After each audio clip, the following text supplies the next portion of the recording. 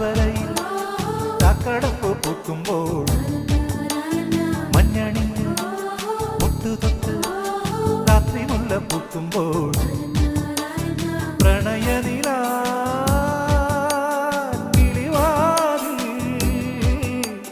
പ്രണയനില കിളിവാതിൽ മാറി തുറന്നതാരാണ്?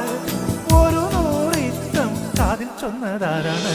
കോടമഞ്ഞ് താഴ്വരയിൽ ചാക്കടപ്പ് പൂക്കുമ്പോൾ മഞ്ഞണിഞ്ഞ് ഒട്ടുതൊട്ട് രാത്രി മുല്ല പൂക്കുമ്പോൾ